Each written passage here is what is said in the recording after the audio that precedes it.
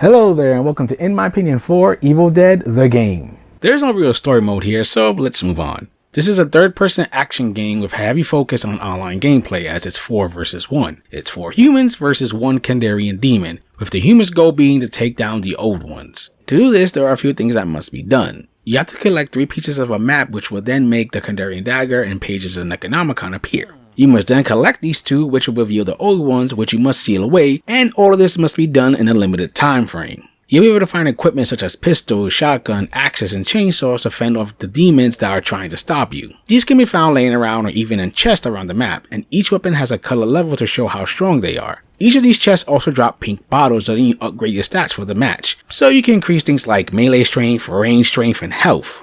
There's also health, armor, ammo, and matches you can find as you search this giant map. Matches are important as it allows you to create a light source to decrease your fear. Your fear increases when you're out running along in the woods and being scared by demons, and the only way to decrease it is by being next to a light source, be it a campfire, or light outside, or in a house. Though the campfire decreases your fear much faster. When your fear hits a certain level, the Kandarian demon can temporarily take over your body so they can use whatever equipment to hurt your teammates. You also have a flashlight on you that may seem useless but actually helps you locate items in a building and might even spawn one out in the open as you walk around. Now if you're playing as a Kandarian demon, your goal is, as I said before, to stop the human players, which is done by floating around collecting red orbs. These orbs allow you to summon other demons to attack the humans. Not only that, but you can set traps, be it a giant tree coming to life, jump scares, or even traps to spawn more demons. Doing all of this raises a human's fear, which in turn raises your level, so you can even summon more powerful demons, even yourself, who is the strongest of them all. Also, not only can you possess the humans, but even possess a lower level grunt, increasing the power, if you don't have enough power to summon yourself yet. Raising your level allows you to raise your stats for the match, kinda like the bottles for the humans. So you could do things like increase your strength on your minions, and how many orbs you can hold at a time. I will say out of the two, I found the human side to be more fun to play. I just get more of a kick out of finding stuff and killing demons in very gruesome ways. You might have noticed as you're hitting your foes, their health and another meter below it, which is their balance meter. And you have 2 types of melee attacks, either light or heavy, and both take off some health and balance. And once the balance is empty, you can perform a pretty awesome melee animation with your weapon, with a prompt letting you know you can pull it off, taking off a good chunk of health. Only when you see a red skull you get the kill animation, and boy is it glorious. None of the weapons feel useless, though of course each has their own stats and speed. So you're much faster stabbing with a knife that takes less damage compared to axe, which is slower but deals out more. Also, another important tool is your dodge, since it can save you from taking some big hits, still consumes your stamina meter, which also drains when you run, so you have to be wary of that.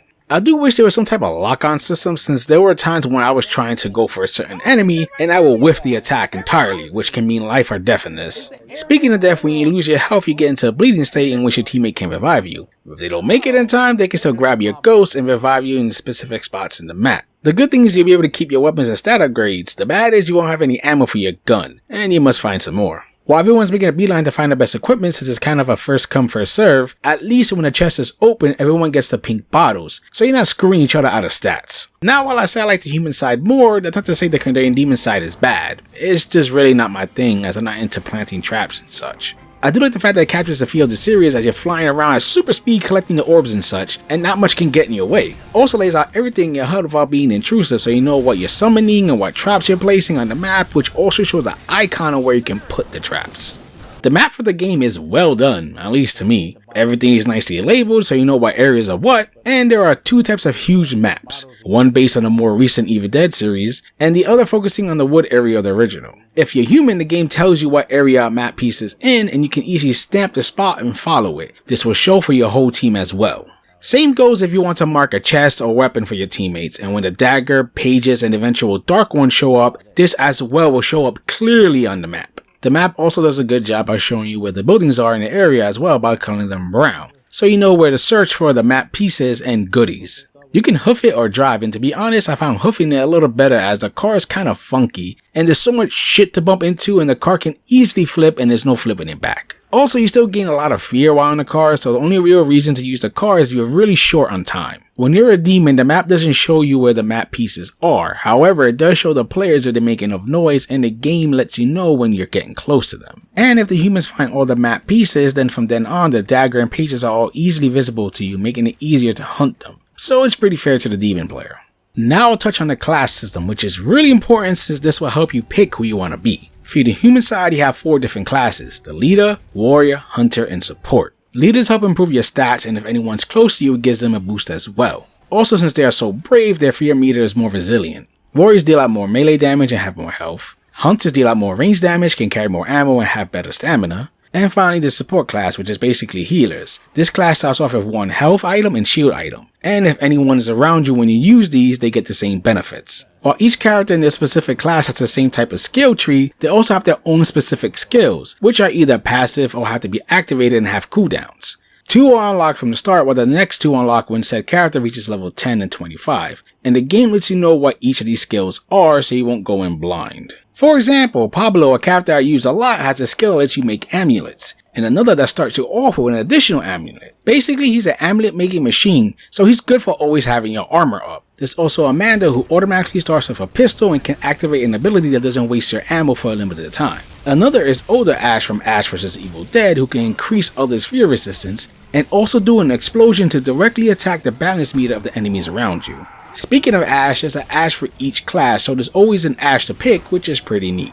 On the demon side, it's basically the same, just a little different, as there are 3 different class sets, being Warlord, Puppeteer, and Necromancer, each with their own speciality, such as the Warlord being more about brute force and increasing the health and power of demons around you, Puppeteer making those they possess much more stronger and even exploding after they die, and Necromancer summoning a fruit player that provides a boost to others. Let's get into the actual game modes here. For those looking for single player stuff, all you really have is mission mode, which makes you use certain characters as you complete a mission. So the first one has you as Ash trying to find Linda's head to put her to rest, and so forth, all while demons are trying to kill you. They also throw in some extra challenge sometimes, like adding time limits or shrinking the map and you have to move fast before you die. These aren't too bad and are pretty fun, though I find it odd that they don't let you use any of the character's skills when you think they would let you to give you a little taste of how the character plays. Completing these gives you audio logs that somewhat explain how all these characters came together, and also unlocks 3 more playable characters. One negative is some of these missions are long, like 30 minutes long, and there's 0 checkpoints. So you can go through everything, hit that last section, and die, have to do it all over again. I mean, I was doing Pablo's mission, which was pretty long, and I didn't notice the map was closing in, and I died. So I had to do it again, and I was fucking pissed. So an update with checkpoints would be nice, especially for those who just want to unlock the characters locked behind said missions. There is more missions coming according to the game, but who knows when that will happen. And that's it for the single player stuff. Yeah, this game is pretty barren in that department. There's also a training mode for the human and demon side, which I recommend doing as it does a good job explaining how things work. Now on to the meat of the game, which is Survivor vs Demon, which is basically the game loop I've already talked about. You have 3 options, which is versus player, versus AI, and private. Versus player lets you join a party to face off the demons, or you can pick to play as the Kandarian demon side. Versus AI lets you join a party to face off AI demons, or you can play solo with partner AIs to take out AI demons. And finally you have private, which lets you set up private matches with some friends. I will say I have more fun playing versus AI than players, and sometimes the matchmaking can be hit or miss, as there were times where we would be put up against a demon player and get utterly stomped, which was not fun at all. Versus AI is just a less frustrating time. The main advantage of playing versus player is you get way more experience points, and at least they still give you experience even if you lose. In this game you have your player level, spirit points, and character level. After each match you gain some for each section, and when a character levels up, you get a skill point for their tree, and what's pretty neat is any skill points can be taken back and spent on something else. The spirit points you get can be put in any character and not just the one you played as, giving you some freedom there. The only way to earn any experience in versus AI is play as survivor, and you only earn a little bit compared to versus player. You can't gain any experience in solo play, which kinda sucks. I mean, why not just give the same amount of experience as the versus AI option gets? As I mentioned, it's not like you get a flood of experience points for it. My online experience connection wise was fine, as it doesn't take long to find a game as of now, and there was never any noticeable lag. And out of the matches I've played, there was only one time someone was disconnected.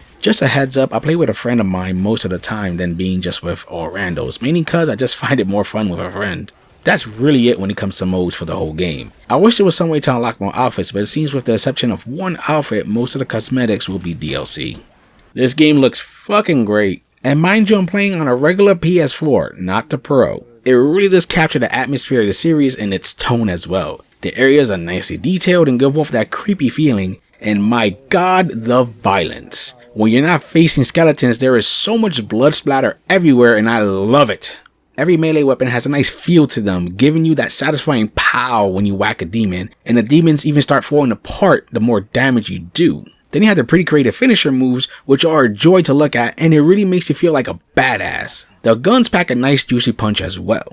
The character models look really good since, well, they look like the actual characters. And we also get some awesome voice acting from Bruce Campbell, and some great lines capturing the character of Ash. They also got a lot of voices from the actual cast, though I will say some of the characters sound off, like Pablo. But I don't know, maybe I'm just remembering wrong. I will say it's odd when the characters do talk, you don't see their mouth move, but the camera is really fixed on that, so it won't bother too much. Speaking of the camera, it does a good job keeping up with the action, and I got nothing really negative to say about it. I didn't run into many bugs. In fact, the only glitch I ran into was a helpful one, where an enemy in the mission mode got stuck in a tree for easy pickings. And there were some rare moments where you would do an execution and the model was a bit off. I also noticed no real frame rate issues. I will say though that since this is one of those always online games, there were moments when I was doing missions that just outright disconnected, meaning I had to start all over again, so yeah, watch out for that. In the end, the game looks great and captures the source material. The gameplay is also fun, bloody and violent, even with the lack of a lock-on. I just wish there was more single player content, and actually I wish it was just a single player game or a super co-op focused game instead of a 4 versus 1. The base is here for it and just needs some tweaks to make it work. But at the end of the day, this is a 4 versus 1 multiplayer focused game, and I can't be mad since they were upfront about it. And the price itself, which is $40, ain't bad for what you get. I will say if you plan to play this with another friend or friends and you like the Evil Dead series, then it's worth a pickup. But if you see yourself just playing by yourself or with randos, wait for a price drop and see if they add a little more. I hope you enjoy my thoughts in this game, and for gamer's sake, keep gaming.